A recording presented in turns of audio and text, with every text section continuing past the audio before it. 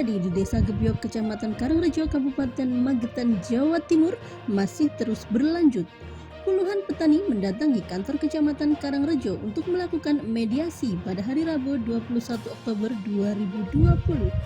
Sebelumnya, para petani tersebut telah mengadu ke Polres Magetan karena curiga bahwa kios di wilayah desanya diduga melakukan kecurangan karena jatah pupuk subsidi jenis Ponska sebanyak 4,6 ton belum diberikan. Para petani bersikukuh untuk melanjutkan permasalahan tersebut untuk dibawa ke jalur hukum karena dalam mediasi bersama belum menemukan titik temu antara petani dengan pemilik kios dengan hasil mengambang. Para petani Desa Gebyok bakal menempuh jalur ke hukum karena dinilai ada kecurangan terhadap pemilik kios.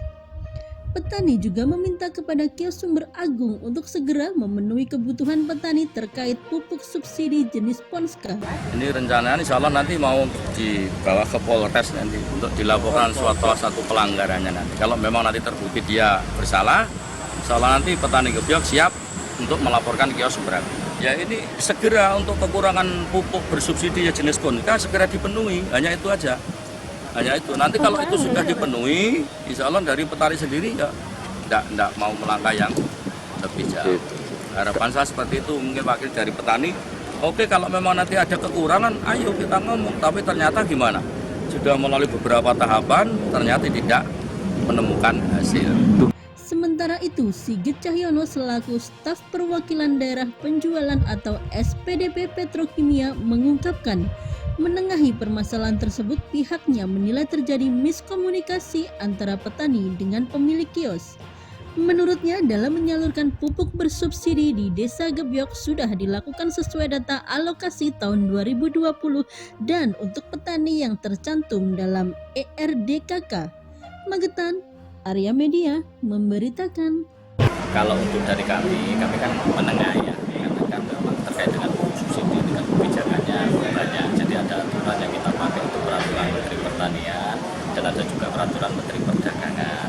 Nah di situ kan tadi kita juga cross check data, khususnya supaya tidak timbang mana yang salah mana yang benar, sehingga kita kan bisa duduk bareng lah kasarnya seperti itu. Cuma mungkin karena adanya miskomunikasi atau pemahaman yang berbeda itu sehingga belum menemukan titik temu seperti itu. Jadi kelanjutannya masih belum.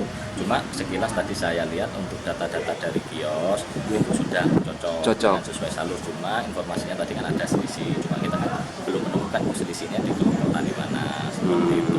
Yang penting intinya kami menyalurkan itu satu berdasarkan alokasi yang tahun 2020 dan untuk petani yang tercantum di dalam ERDKK tahun 2020. Ya itu sebagai dasar kami menyalurkan lah, tidak boleh keluar dari koridor itu. Kalau untuk dari data kios, itu penyalurannya sudah klop dengan berita acara yang diterima oleh ketua kelompok tani atau kelompok tani. Yang dari bulan tadi kan penyerahan per kelompok taninya itu kan mulai dari bulan April sampai dengan bulan Agustus kalau tidak salah. Tadi cuma kan kita cross check sampai dengan bulan Juli tadi. Itu kalau sesuai dengan data nota dan juga berita acara serah terima ketua kelompoknya itu klop angka.